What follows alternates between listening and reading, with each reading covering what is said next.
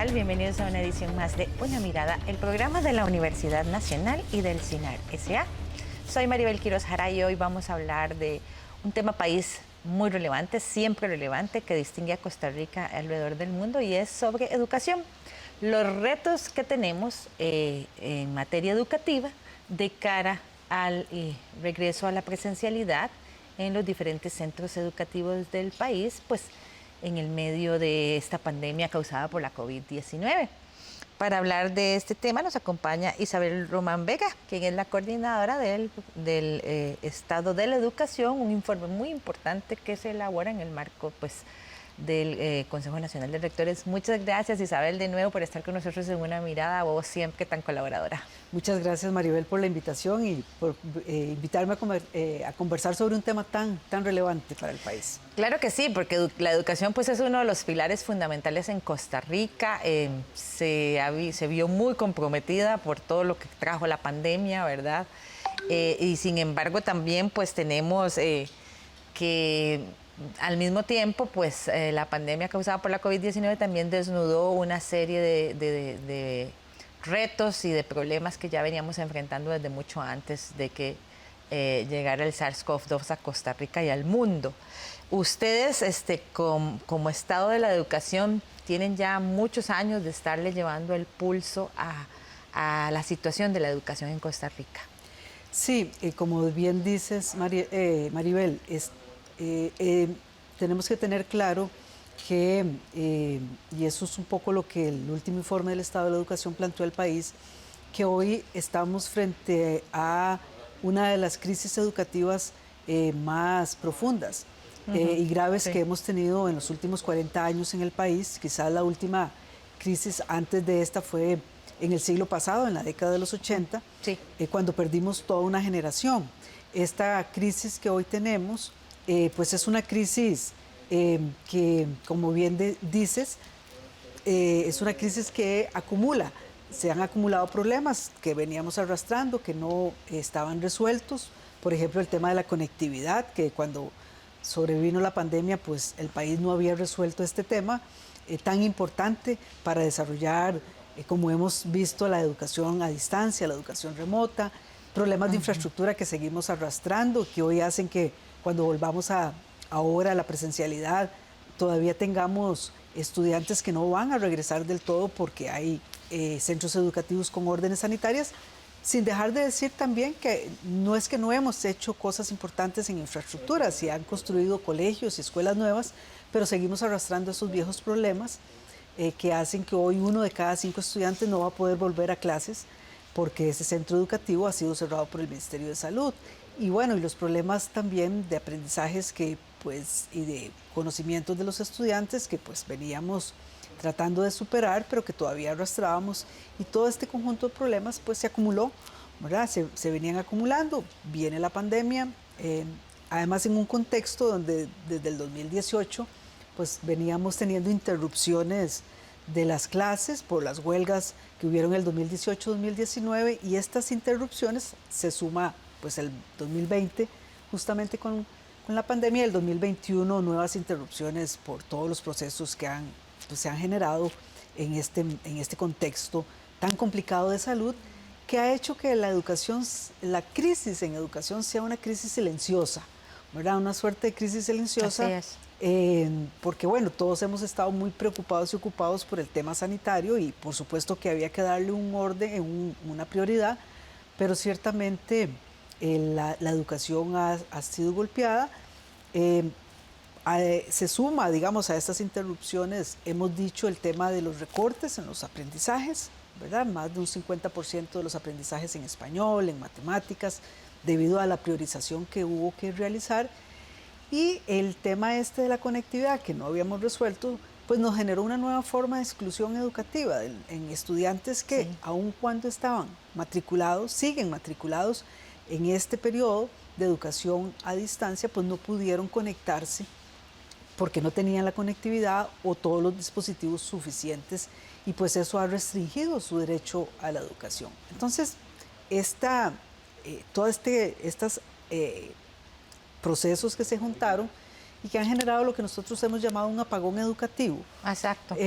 Nos plantea que para este 2022 tenemos, yo diría, dos desafíos, Maribel. Por un lado, encender las luces de nuevo de nuestra educación y evitar que los daños temporales que se han dado en estos últimos 4 años no se vuelvan en daños permanentes para toda una generación.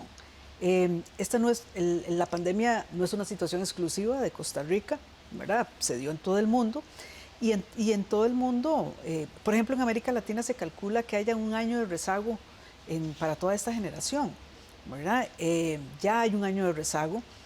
Nosotros teníamos años de rezago, por ejemplo en matemáticas, según lo que venía evaluando las pruebas PISA, nosotros estábamos como 2 años detrás de los estudiantes de los países de la OECD.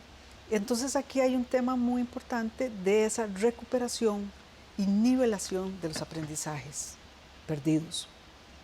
Este octavo informe del estado de la educación es bastante duro al señalar pues, la crisis que estamos pasando, al punto de señalarla como la peor crisis de las últimas décadas, porque como usted dice, es un asunto que ha sido acumulativo. O, si bien es cierto, no todo se puede achacar a la pandemia, lo cierto es que sí, ustedes venían señalando este tipo de carencias y otras durante los anteriores informes. ¿Por qué no hemos avanzado en esta materia, siendo fundamental, un pilar del desarrollo del país, el tema educativo? Bueno, efectivamente, hemos venido arrastrando problemas. Los temas en educación son temas de mediano y largo plazo, ¿verdad? Se van resolviendo en el mediano y largo plazo. Tanto así, Maribel, que la educación de hoy es la economía del mañana, ¿verdad? Y la educación, si nosotros no atendemos, por ejemplo, desigualdades que existen en nuestro sistema educativo al interior, sí, y en relación con la educación privada, si esas desigualdades no se van atendiendo, en tiempos de crisis se profundizan, ¿verdad? Y se han venido haciendo esfuerzos importantes para tratar de atender los diversos problemas, ¿verdad? Veamos que son como muchos problemas, cada uno con sus complejidades, ¿verdad? Claro. El rendimiento de los estudiantes es un problema, la infraestructura es otro problema, el tema de la conectividad, los recursos educativos.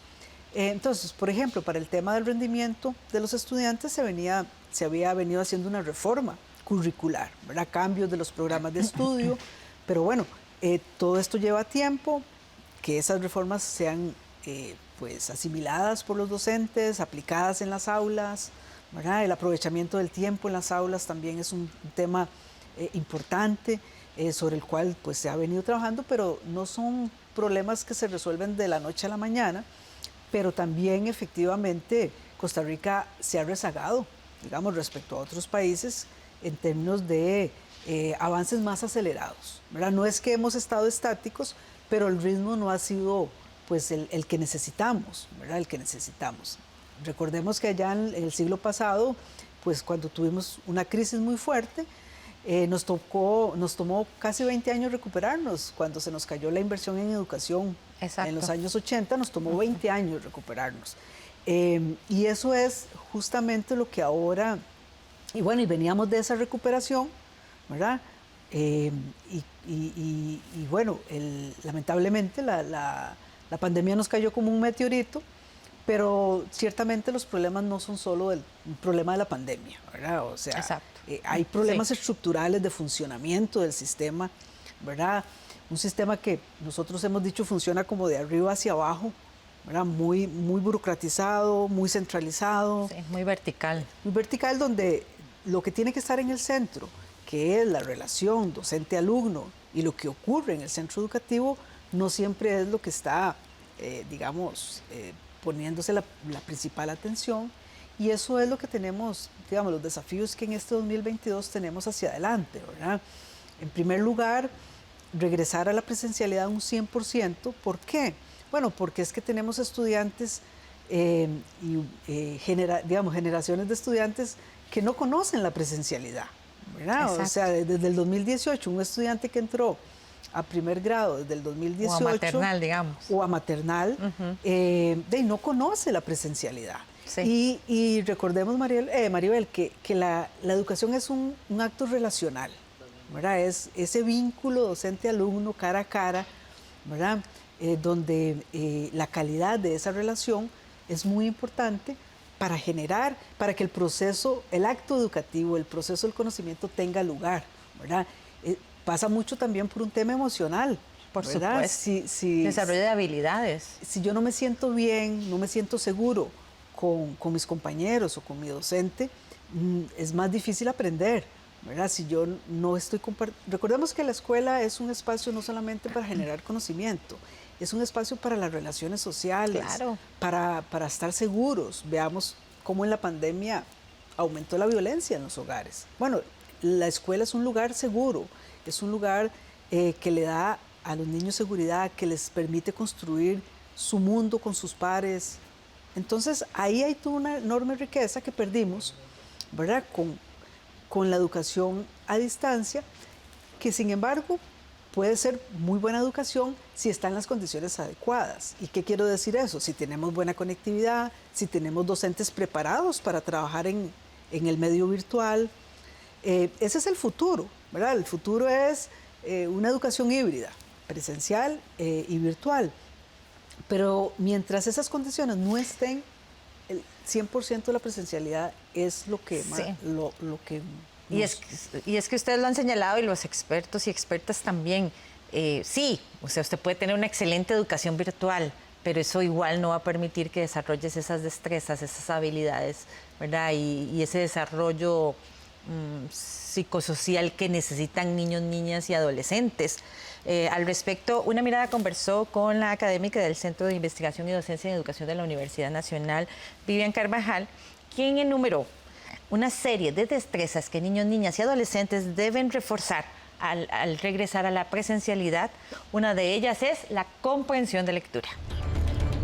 Sí, ya por regresar a las aulas y estando ya en ese espacio, sin lugar a dudas, la comprensión lectora, la lectoescritura, la lectura crítica de la realidad y la lectura de textos de toda índole a las que están expuestos los estudiantes, jóvenes, niñas, niños, sería la prioridad. Lectura de anuncios publicitarios, lectura de discursos, lectura de mensajes de todo tipo. Entonces es una comprensión lectora que rebasa la decodificación de texto, que también es indispensable, ¿verdad? Es la alerta roja más importante que tenemos en el ámbito de la lectura y la escritura y en la comprensión de discursos en general. Entonces, es lo más apremiante, ¿verdad? Y no basta solo con que decodifiquen. La comprensión es ahora, debería ser la prioridad, ¿verdad? El regresar a las aulas.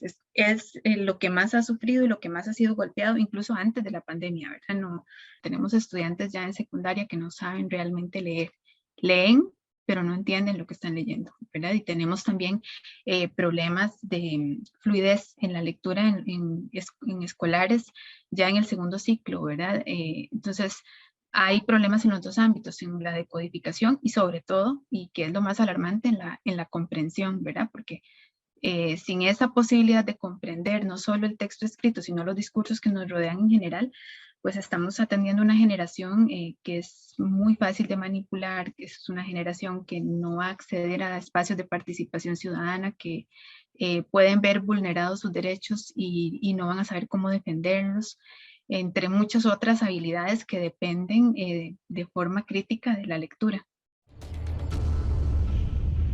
Qué importante este punto porque, como decía mi abuela, el que no sabe leer no sabe escribir y mucho menos hablar.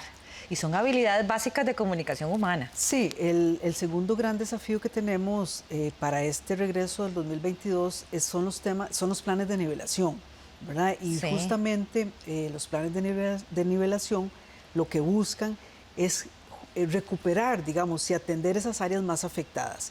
Y esas áreas más afectadas son áreas, lamentablemente, de las más estratégicas, como español y matemáticas, ¿verdad?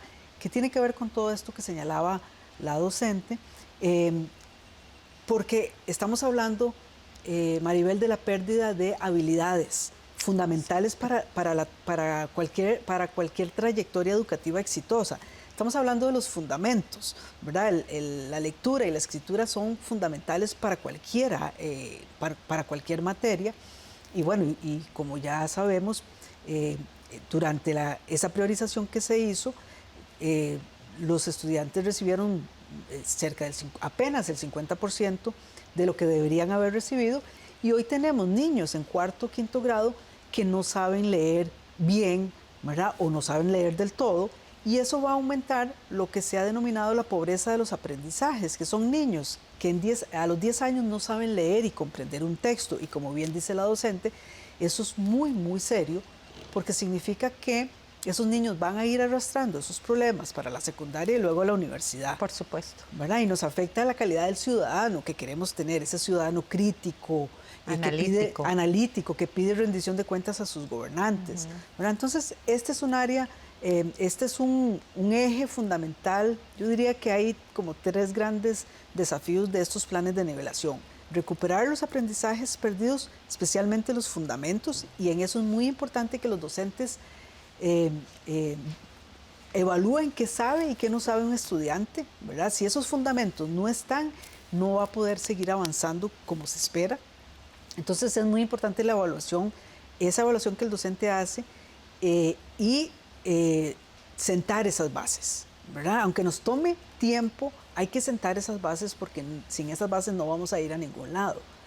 Hay un segundo gran problema específico a atender, que es cómo atendemos a esas poblaciones más vulnerables, que han estado más afectadas porque estuvieron desconectadas, porque estuvieron en zonas rurales, ya sea zonas indígenas o rural disperso, donde tuvieron más serios problemas de conectividad. Necesitamos hacer trajes a la medida para esos estudiantes. Así es. Hay docentes que se van a enfrentar, que tienen un grupo que tiene diferentes niveles de conocimiento. Y ese es un gran reto para el docente en las aulas, ¿verdad? Y un tercer elemento que es muy importante es el tema socioafectivo, ¿verdad? Necesitamos que estos niños y estas generaciones vuelvan a tomarle el gusto al aprendizaje, porque de alguna manera pues han perdido rutinas, ¿verdad? Y entonces aquí tenemos grandes desafíos, porque lo que necesitamos no solamente es nivelarlos, sino ¿cómo hacemos para avanzar a la escuela del siglo XXI? Esa escuela donde esperamos que las aulas sean verdaderos laboratorios de innovación, de trabajo colaborativo, de trabajo en proyectos, de uso de la tecnología para aprender. Pero todo eso no podemos hacerlo si no hacemos estos planes de nivelación, que lamentablemente nos van a tomar unos 5 o 10 años. O sea, las noticias no son buenas, pero va a implicar un trabajo muy unido entre los docentes, las familias y todos los otros actores educativos, las universidades y la sociedad en general, para apoyar, bueno, si queremos que efectivamente la educación siga siendo pilar de nuestro desarrollo. El Estado de la Educación hace un llamado muy particular con el tema de secundaria. Secundaria viene dándonos dolores de cabeza desde mucho antes de la pandemia. Y ustedes ahora sí hacen un llamado de atención bastante firme en ese sentido, sobre todo, ¿verdad?, por los índices de deserción, por el tema de las edades, ¿verdad?, y también, por supuesto, por ese índice tan preocupante de que cerca de la mitad de la población no tenga secundaria completa, sabiendo lo que eso significa para el desarrollo personal, para el desarrollo profesional y sobre todo para poder conseguir un empleo. Exactamente, el logro educativo, pues venimos avanzando, ¿verdad? No es que no hemos avanzado, pero solo un 60% de nuestros estudiantes logra pues culminar la secundaria, y tenemos que ojalá estar en el 80% o más, ¿verdad? Como otros países de América Latina, los más exitosos como Cuba o Chile en esto. Pero es muy importante que estos jóvenes permanezcan en el sistema educativo, ¿verdad? Porque el gran riesgo es que, bueno, si se sienten que no están aprendiendo, si han estado desconectados, si han perdido rutinas, tenemos que hacer un esfuerzo, aunque siguen inscritos, formalmente inscritos, pueden irse en cualquier momento, y eso es un esfuerzo muy importante. Y tener claro que si un estudiante pues se sale del sistema educativo, tendrá 20 10% de ingresos menos el resto de su vida. Seguramente va a tener empleos de mala calidad, o sea, empleos donde no se les respeta el salario mínimo, no tienen seguridad social. Sí. ¿Verdad? Entonces, esos son los temas que hacen que la educación esté en el corazón de las preocupaciones que los costarricenses tienen, el desempleo, la pobreza, la desigualdad. Entonces, vean qué importante es el tema educativo y por eso es que necesitamos que esto sea una emergencia nacional, o sea, que reconozcamos este tema como un tema donde tenemos que implicarnos todos. De hecho, ustedes también hacen un llamado a un acuerdo nacional por la educación, que de cara, ¿verdad?, al nuevo gobierno definitivamente pues significa un reto muy, muy, muy importante. Sí, este es un tema que el informe plantea en el sentido de que los costarricenses sabemos cuando estamos al frente de un desastre y somos rápidos en actuar, ¿verdad?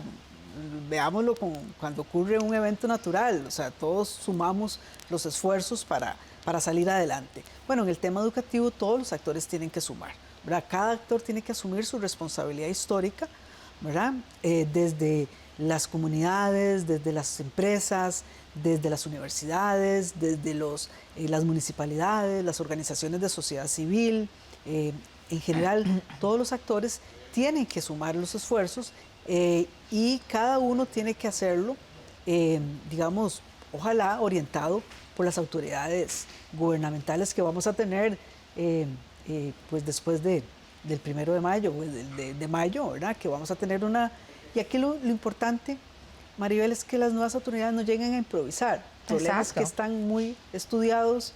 Exacto, ¿verdad? O sea, no hay mucho que investigar, sabemos muy bien lo que está pasando en el país en materia educativa. Y entonces lo que tenemos que hacer es realmente un esfuerzo por establecer prioridades claras, poner en el centro a quienes tienen que estar en el centro, que son los estudiantes y los docentes, acompañarlos, no dejarlos solos, ¿verdad? Y realmente hacer que sea un sistema volcado para apoyar a los principales actores educativos, que son los docentes y son los estudiantes.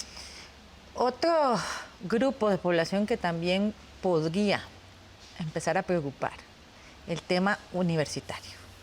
Tenemos ya generaciones que van a entrar a su tercer año de carrera sin haber puesto un pie en la universidad. Ya las mismas universidades y algunos grupos de empleadores manifiestan preocupación en ese sentido. Sí, por eso es que este es un tema, ¿verdad? O sea, que profesionales de pantalla. De preescolar hasta la educación universitaria, ¿verdad? Las universidades, de alguna manera, pues pudieron enfrentar la pandemia con un poquito más de flexibilidad en muchos sentidos, pero lo cierto es que esta realidad de estudiantes que no han estado nunca en la presencialidad y ha afectado, digamos, especialmente a los estudiantes de primer ingreso, ¿verdad? Que son los que están pasando de planeta, como digo yo, ¿verdad? De planeta. Sí. Y los estudiantes que están asociados con carreras donde se demanda mucha práctica. Que son la mayoría. Laboratorios, ¿verdad? Sí. Entonces, un país que quiere aumentar los profesionales en STEM, ¿verdad? En las áreas de ciencia y tecnología, pero bueno, tenemos que realmente hacer ahí un esfuerzo también extraordinario y también es un reto para las universidades. Y un reto que implica revisar el modelo pedagógico, ¿verdad? Revisar el modelo pedagógico, pues implica sentarse a pensar en esa educación del siglo XXI, ¿verdad? Que no es la educación del siglo pasado, ¿verdad? Muy vertical, del docente dando su lección y nada más, sino del trabajo colaborativo, claro. Trabajo por proyectos. Aprender ¿verdad? Haciendo. Aprender haciendo, ¿verdad? Y ese es el gran desafío que tenemos en las universidades, reducir, a nivelar también, ¿verdad? El tema de la reprobación, la repitencia, se nos va a seguramente incrementar. Bueno, la deserción también. Entonces, ¿cómo hacemos todo un esfuerzo también desde las universidades? Y pues también recordemos que las universidades son los que forman los docentes del futuro. Entonces, exacto. También por ahí hay un gran desafío. Y los profesionales. Para terminar, ya en estos últimos 2 minutos, Isabel, ¿cuál debe ser esa acción impostergable de cara al regreso a la presencialidad en nuestro sistema educativo? Bueno, yo creo que lo decía al principio, Maribel, necesitamos tener conciencia, todos, ¿verdad?, de que tenemos que evitar lo que el mundo ha llamado un desastre generacional. Sí. ¿Verdad?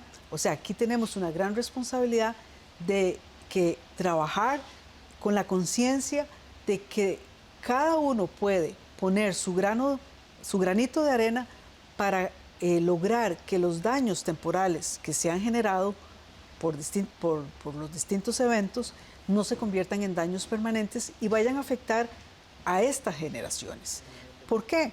Porque para el país es muy importante. El bono demográfico se nos acabó, ¿verdad? Ya no vamos a tener baby booms como los teníamos antes, ¿verdad?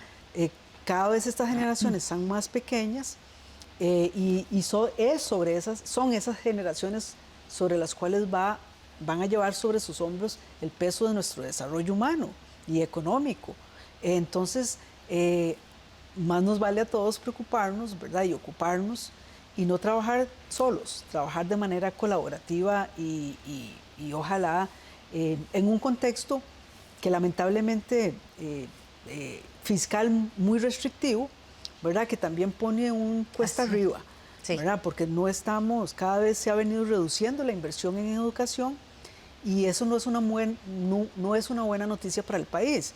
Tenemos, por un lado, asegurar que ser más eficientes en el uso de los recursos, pero también tener recursos. Y muy importante, como usted mencionó, retomo sus palabras, que esto es un asunto de todas y todas. Aquí es el Estado, ¿verdad? La empresa privada, el sector productivo, pero también las comunidades, las familias y, por supuesto, las y los estudiantes y los docentes, ¿verdad? Todos tenemos que comprometernos en este gran pacto nacional que ustedes solicitan para sacar adelante nuestro sistema educativo y, por supuesto, a nuestros estudiantes. Muchas gracias. Era Isabel Román conversando con nosotros sobre los retos de la educación de cara al regreso a la presencialidad en el sistema educativo. Vamos a una pausa, pero ya regresamos con ese tema. Quédese con Una Mirada.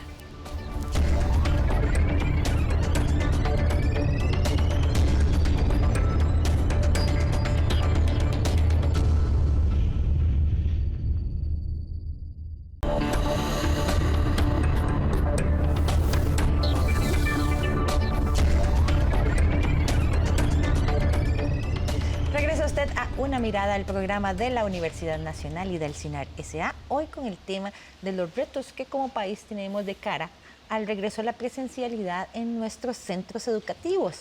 Sobre todo pensando que tenemos generaciones que tienen 2 o 3 años de no poner un pie en un centro educativo de manera continua, que han recibido educación solo a través de la virtualidad y que por ende pues tampoco han desarrollado una serie de habilidades que son indispensables para la vida y sobre todo para el desarrollo intelectual, personal y profesional.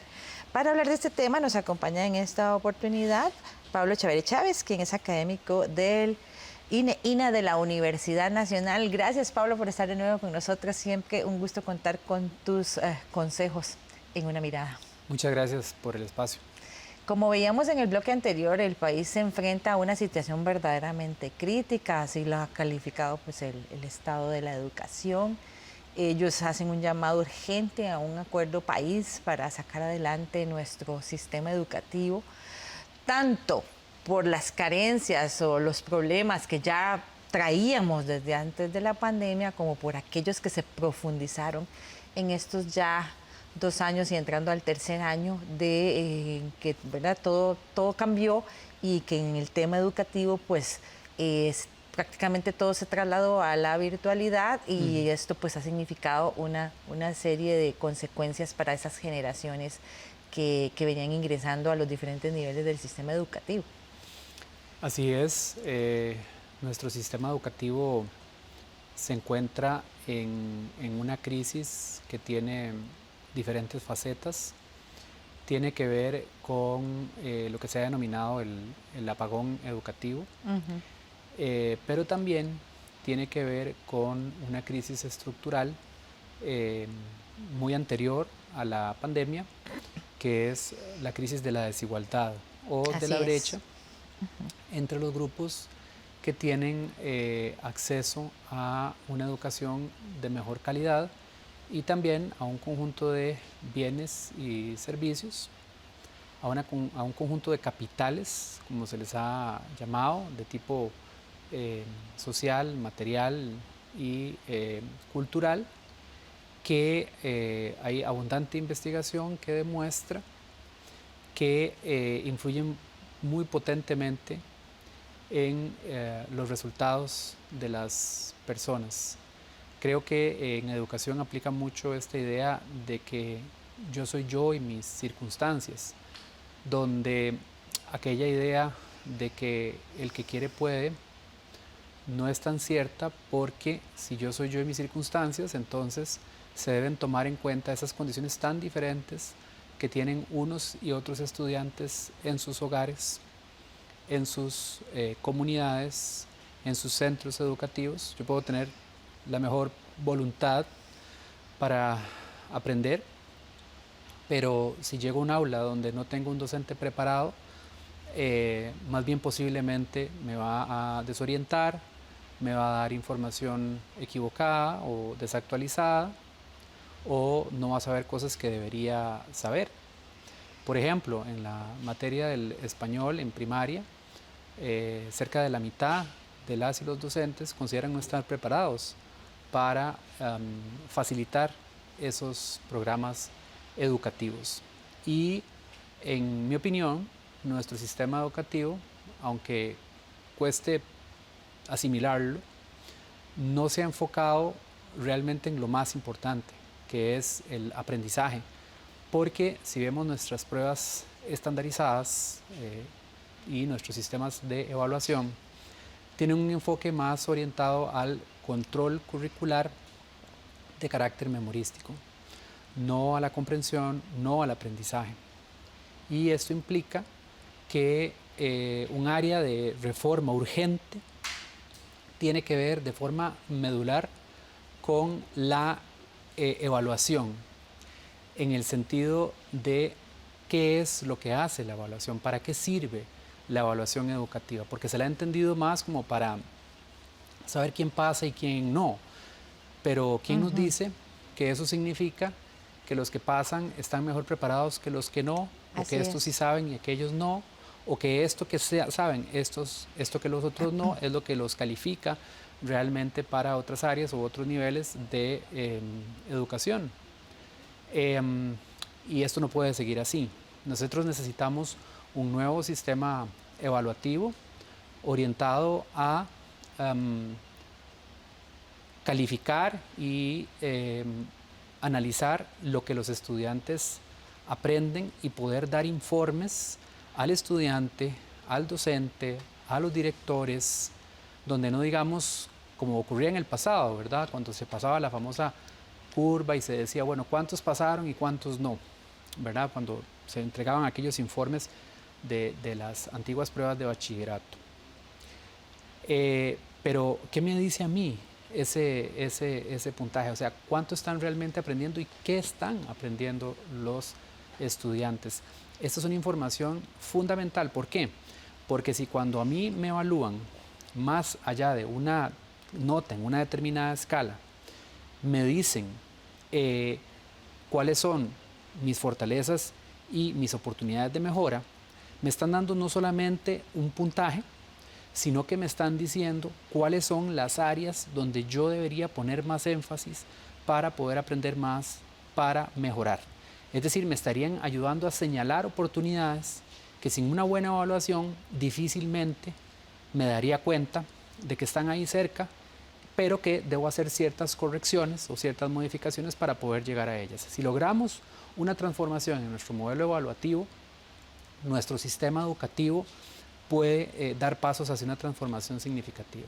Pablo, qué importante ese punto que usted menciona, sobre todo si tomamos en cuenta que independientemente de la brecha digital, porque el hecho de tener conexión no significa que ibas a aprender, ¿verdad?, con el modelo virtual, es un hecho que a los diferentes centros educativos del país van a llegar estudiantes, ¿verdad? Después de 2 años de pandemia y 2 años de virtualidad, van a llegar estudiantes con niveles de aprendizaje muy distintos y con desarrollo de habilidades abismales. Ese es un punto fundamental. Podemos estimar más o menos qué es lo que está pasando a nivel curricular, pero no necesariamente a nivel del aprendizaje.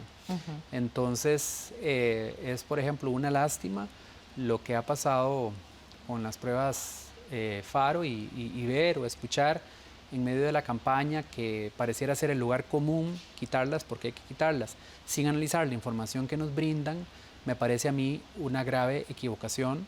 Y yo creo que más bien debemos analizar cuál es el potencial de estos instrumentos para darnos esa información que usted está señalando precisamente. Es decir, cuál es el tamaño de esa brecha, qué es lo que sabe Carlitos, qué es lo que sabe Cristina, qué es lo que sabe Miguel, qué es lo que sabe Paula, y así cada uno de los niños, niñas y adolescentes en sus diferentes niveles, qué son capaces de hacer, cuál es su comprensión de lectura, cuál es su capacidad de escritura desde el punto de vista formal y desde el punto de vista creativo. Es decir, poder tener una evaluación donde yo pueda identificar entonces, ok, dónde debería yo apuntar, porque no solamente se trata de saber cuál es el tamaño de la brecha, como usted muy bien señala, posiblemente vamos a encontrarnos cuando termine la pandemia, porque no ha terminado, con una brecha enorme, sino también cuáles son las áreas y las características de esa brecha. Es decir, ya no solamente poder medirla,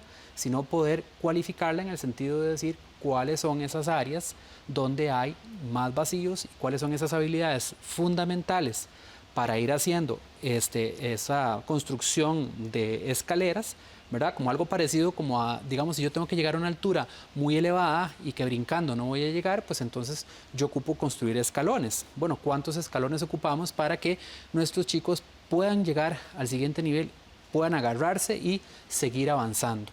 Esa información es esencial, no se puede dejar a la simple y llana intuición, y estos análisis son cruciales para que entonces las políticas educativas puedan basarse en evidencia y no en buenas intenciones o los mejores deseos o qué bonito sería, sino en un enfoque más científico de la planificación y la práctica educativa.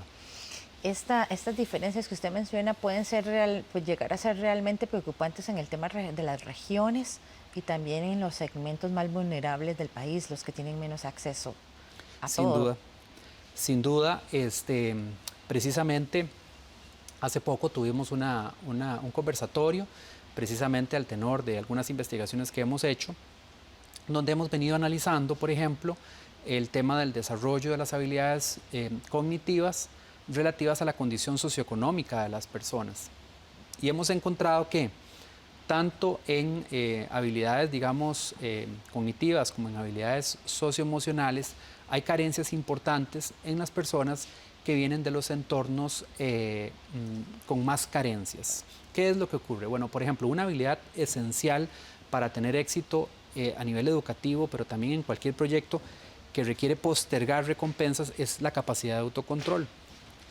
En nuestra investigación, básicamente lo que hicimos fue trabajar con niños de edad preescolar para evaluar su capacidad de autocontrol, pero en un contexto donde había una situación más confiable o una situación menos confiable. Hicimos básicamente un experimento que se llama la tarea o el test de la golosina o el masmelo, que consiste en que a un niño se le entrega una golosina y se le dice, bueno, esta golosina es tuya, si quieres te la puedes comer ya, pero si me esperas a que yo regrese te voy a dar 2 golosinas. Y la mayoría de los niños, en efecto, dicen quiero 2 golosinas, ok, me tienes que esperar a que yo regrese. Sí. Y a partir de ese momento nos retiramos y con cámara escondida, con el permiso de padres y madres, analizamos el comportamiento del niño, vemos cuántas veces toca el masmelo, vemos qué tanta dificultad tiene o no, ¿verdad? Y bueno, pues es muy interesante ver las estrategias de los niños para evitar, digamos, la tentación. Pero, además de hacer esta evaluación, antes de eso, le dábamos a los niños papel y lápiz y les dábamos un pequeño crayoncito, digamos todo deteriorado, y les decíamos, bueno, si quieres puedes hacer este dibujo que te voy a pedir con esta crayola que te voy a poner acá. Pero si me esperas a que yo regrese, te voy a dar estos materiales. Y le enseñamos una fotografía con unos materiales muy bonitos, muy coloridos, todo. Y les decíamos, ¿qué prefieres? ¿Hacerlo con esta crayola o con estos materiales? Y encontramos también que la gran mayoría de los niños, cerca de un 95%, decían no, con esos materiales mejorados. Ah, ok, perfecto. Si me esperas a que yo regrese, te los traigo. Nos íbamos 2 minutos de la habitación, regresábamos y de forma aleatoria A la mitad de los niños les cumplíamos la promesa y a la otra mitad no se las cumplíamos. Y nuestros resultados fueron sumamente llamativos. Encontramos que aquellos niños a los que les cumplíamos la promesa esperaban más tiempo, se mostraban menos ansiosos, tocaban menos cantidad de veces el masmelo y en general mostraban un comportamiento más regulado. Y al contrario, los niños a los que les incumplíamos la promesa y no les traíamos el material que les habíamos prometido, mostraban un comportamiento más ansioso, tocaban mayor cantidad de veces el masmelo con sus manos o con cualquier parte de la cara, incluyendo la boca, ¿verdad? Y en general mostraban más dificultades para autorregulación. Entonces, nosotros interpretamos que estos resultados podrían ser consistentes con la idea de que las personas que vienen de los contextos más inestables, más irregulares, tienen más posibilidades de que esas promesas se incumplan constantemente. Sí. Y es como si dijeran, más vale masmelo en boca que dos volando. Es decir, prefiero, no vale la pena esperarse. Entonces el contexto moldea de algún modo nuestras capacidades cognitivas, emocionales y la realidad es que si bien todas esas diferencias que mencionas significan un gran reto para todas las personas involucradas en el proceso educativo, lo es particularmente para el personal docente que va a enfrentar a estos grupos. Así lo comentó una mirada a la académica de Educación Rural Marisol Vidal de la Universidad Nacional, para quien es indispensable revalorar la figura del maestro en nuestro país, puesto que la labor de estas maestras y maestros es indispensable para el desarrollo de Costa Rica. Necesitamos educadores que conozcan las realidades socioculturales, económicas de la niñez, porque es desde ahí cuando uno piensa cuál es el diseño del trabajo pedagógico que debe hacer con los niños y las niñas. Necesitamos además que se entienda que el proceso integral no es solamente las asignaturas básicas, sino que necesitamos mucho arte en la vida de la escuela, mucha actividad física, mucha relacionalidad afectiva con los niños y las niñas y la comunidad educativa en general.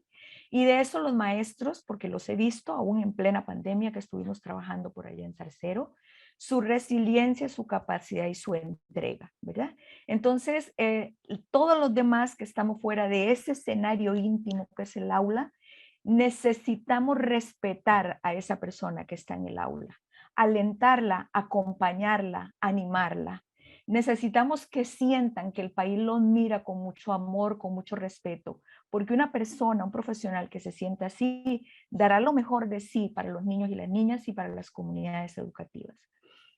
Hay algunas estrategias puntuales que se pueden atender, como lo vimos en algunas escuelas. Fíjense que estuvimos trabajando en Honduras, habían niños y niñas mentores, que eran los niños más avanzados que preparaban, pero era un trabajo extraordinario que hacían con su maestro guía y atendían a los niños y a las niñas que tenían algunas dificultades en el área cognitiva.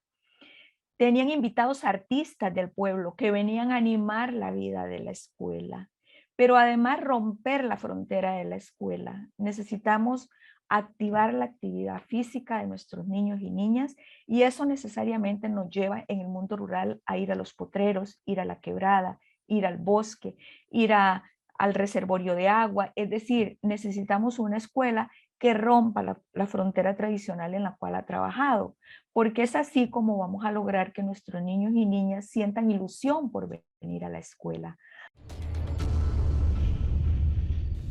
Si bien son muchos los retos que tenemos en materia educativa, definitivamente de cara al retorno a la presencialidad al 100%, uno de los principales retos está en el aula, ¿verdad? El trabajo en aula, pero también lo que esto significará también en los hogares. Claro que sí. La educación, ya lo decía Isabel muy bien, es un proceso relacional, es un proceso interactivo. Y esto tiene mayor importancia conforme más joven se es. Es muy difícil hacer educación virtual, por ejemplo, con niños de educación preescolar. En el ámbito universitario, digamos que hay más facilidades o menos dificultades y también muchas ventajas. Me parece que lo que señala Marisol de dignificar la figura del docente es de la mayor importancia. No puede haber calidad educativa sin calidad docente. Y la calidad educativa tiene dos grandes dimensiones. Una dimensión estructural y una dimensión de proceso. Muchas veces cuando se habla de calidad educativa se suele quedar la discusión, se suele agotar la educación en algunos casos solamente en la parte estructural. Y eso descuida lo más importante de todo, que es la parte del proceso y que tiene que ver con la relación educador-educando o lo que conocemos como mediación pedagógica. Y esto no lo sustituye un buen techo, unas buenas paredes, unos buenos vidrios.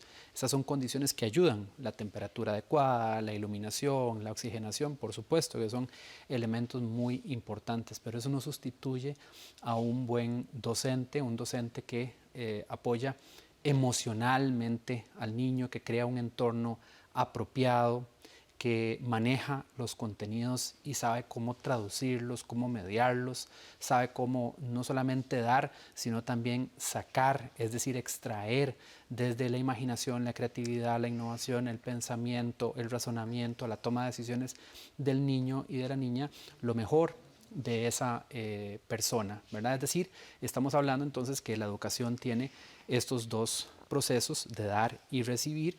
Y la investigación reciente, por ejemplo, la investigación neurocognitiva, ha encontrado que más allá de la cantidad de palabras que se dan en las interacciones adulto-niño, lo más importante y lo que más engancha neurocognitivamente son los intercambios dar-recibir adulto-niño, niño-adulto, es decir, los diálogos, las conversaciones. Esto en las dos dimensiones de las pantallas es más difícil, pero cuando estamos así, como usted y yo conversando, ¿verdad? Tenemos esa posibilidad de hacer continuamente estos intercambios donde no es solamente un discurso, digamos, unidireccional, sino un intercambio que me obliga a estar pensando en lo que voy a decir al mismo tiempo que estoy tomando en cuenta lo que vos decís y lo relaciono, retroalimento lo que voy a decir a continuación, que a su vez influye en lo que vos vas a decir a continuación, de modo que es muy distinto, por ejemplo, a que me pongan el video de la clase y yo pasivamente nada más observo. Hay un proceso de enganche cognitivo, pero también emocional.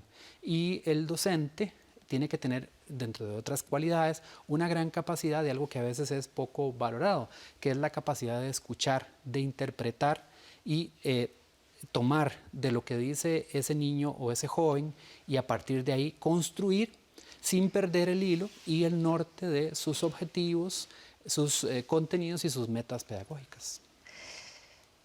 Se habla de que uno de los principales retos, lo veíamos en el bloque anterior, ¿verdad?, es el tema de la comprensión de lectura. Pero definitivamente, ¿verdad?, el hecho de que nuestras niñas y niños y adolescentes se acostumbren de nuevo a estar en las aulas, a seguir rutinas, ¿verdad?, a seguir reglas. Como vos decís, no es solo sentarme y ver lo que está pasando en la pantalla, sino, ¿verdad?, todo el entorno, compañeras y compañeros, el clima, lo que diga el profesional en educación, en fin, hay una serie de elementos ahí que para algunos chicos y chicas va a ser totalmente nuevo. Sí, sin duda alguna, y está por ver qué va a pasar ahora en este retomar la presencialidad. Y usted señalaba un elemento crucial del proceso educativo, como lo es el de la lectoescritura. La lectoescritura no es, como algunos malinterpretan, la única área que importa en la educación, para nada. Es un proceso básico, pero es parte de otro montón de procesos educativos. Y al inicio de la educación estudiamos para aprender a leer y escribir y luego eso constituye la base, ¿verdad?, o el peldaño sobre el que yo voy a construir los demás procesos, de modo tal que si no adquirimos competencias lectoescritoras sólidas, es cada vez más probable que salgamos prematuramente del sistema educativo o que no logremos éxito dentro del sistema educativo. Entonces, es fundamental potenciar las estrategias de lectoescritura. Una de ellas, que se ha venido investigando en nuestro entorno, particularmente en el INEINA y también en la Universidad de Costa Rica, es lo que se conoce como la lectura compartida y también la lectura dialógica, que pone énfasis en esto que justamente señalábamos, que es potenciar el proceso de lectura a través del intercambio niño-adulto, ¿verdad? La vieja y clásica práctica de sentarnos con el niño y leer, pero no leer de forma unidireccional, sino a través de un diálogo o un intercambio, donde el niño se engancha con la historia, pero la comparte con esa persona que se la está contando. Bueno, hay investigación que ha encontrado que cuando se dan estos procesos de diálogo, el proceso de lectoescritura muestra mejoras significativas en comparación a cuando no se da este intercambio. Y esto es parte de las oportunidades que se dan de mucho mejor forma cuando volvemos a la presencialidad. Durante muchísimo tiempo se habló de la importancia del papel de padres y madres y de familia en el proceso educativo, con logros importantes y a veces no tanto en ese sentido, ¿verdad? Siempre en las escuelas y colegios pues se quejaban de que a veces se dejaba toda la responsabilidad de la escuela. La pandemia vino a cambiar eso porque chicos y chicas se tuvieron que educar en casa, con un adulto supervisando. ¿Qué hacer para que ese papel, ese protagonismo que algunos padres y madres asumieron en este periodo no se pierda? Muy buena pregunta y muy interesante. Yo creo que tal vez la pandemia ha traído también oportunidades para reflexionar y cuestionarnos, y esa que usted plantea me parece esencial. Yo creo que ha puesto sobre la mesa que la crianza, la educación y el desarrollo de la persona, de sus competencias, de sus habilidades, requiere de un trabajo colaborativo que se da no solamente en el centro educativo. No es que los padres, como muchos equivocadamente piensan, delegan la educación en el centro educativo y dicen, bueno, vaya para que le enseñen y yo me dedico a otras cosas. No, los padres no delegan, colaboran con el centro educativo, y lo que hacen o dejen de hacer es fundamental para apoyar o más bien para obstruir el proceso educativo de sus hijos. Por ejemplo, se ha visto en la investigación que cuando la madre tiene al menos el nivel secundario finalizado, las probabilidades de que sus hijos también logren ese nivel es muy elevada, ¿verdad? Y entre más bajo el nivel educativo fundamentalmente de la madre, pues también menor la probabilidad. Es decir, de algún modo la familia cumple un papel complementario al proceso educativo que bien llevado puede ser sumamente beneficioso. Como lo han dicho algunas maestras, ellas notan el apoyo, la facilitación, los recursos, no solamente materiales, sino también educativos que hay en la casa, ¿verdad? Porque, digamos, por ejemplo, además de tener libros infantiles, también es importante usarlos, ¿verdad? Hay casas en las que, pues sí, hay libros infantiles, pero nunca los usan, pero porque no siempre leen, están las pantallas encendidas, ¿verdad? Y no es que las pantallas sean un enemigo, pero si solamente tenemos la pantalla encendida y nunca hacemos actividades de mayor demanda cognitiva como la lectura, pues entonces posiblemente nos vamos a ir por el camino más rápido. Es como esa diferencia que hay cuando llegas a un mall y están aquí las gradas normales y aquí están las gradas automáticas, ¿verdad? La mayoría de la gente se va por las gradas automáticas. Bueno, a veces sería bueno cerrar las gradas automáticas para que tengamos que hacer un poquito más de ejercicio. Lo mismo ocurre con la diferencia entre ver la película y leer la novela. No hay película, por buena que sea, que le llegue a un buen libro. Así es. Y además de la demanda cognitiva que hay ahí, porque lo que vos estás viendo son solamente marcas en un papel, pero puedes terminar llorando después de leer una novela que te apasiona y que si el narrador es bueno, te puede llevar a unos niveles que son dificilísimos de representar, por más buena que sea una película, ¿verdad? Y así podemos dar muchos ejemplos. El asunto es eso, orientar la educación a una mayor demanda cognitiva que no necesariamente esté divorciada del disfrute, de la calidad, del placer y del desarrollo integral de las capacidades humanas. En este último minuto que nos queda, Paulo, tu principal recomendación para padres, madres y docentes de cara al regreso a la presencialidad en nuestro sistema educativo, porque niños y niñas y adolescentes van a asistir pues con muchas ganas probablemente, pero definitivamente no podemos perder de vista que esto es un asunto conjunto. Yo creo que, como lo han dicho algunos investigadores y académicos costarricenses, hay que distinguir entre distanciamiento físico y distanciamiento social. Por la pandemia, ok, tenemos que mantener distanciamiento físico, pero no social. ¿Y esto qué significa? que ojalá aprendamos lo que yo creo que nos ha enseñado esta pandemia, la importancia vital que tienen las interacciones y la comunicación cara a cara en espacios de encuentro. Y creo que eso es esencial, que las aulas se conviertan en espacios de diálogo respetuoso, amoroso, sensible, profundo, donde llevemos a los chicos a niveles superiores que no lograrían si no tienen ese intercambio. Y que todos nos comprometamos en este pacto social por recuperar nuestra educación, porque al final es responsabilidad de todos y todas, porque es en beneficio del país. Muchas gracias, Pablo Echavarri, por acompañarnos en esta edición de Una Mirada, y a usted por estar con nosotros una vez más. Les recordamos que puede buscar más información sobre este y otros programas en www.unacomunica.una.ac.cr y en nuestros perfiles de Facebook, Twitter, YouTube e Instagram bajo el nombre de Una Comunica. Muchas gracias y les esperamos la próxima semana con más aquí en Una Mirada. Hasta pronto.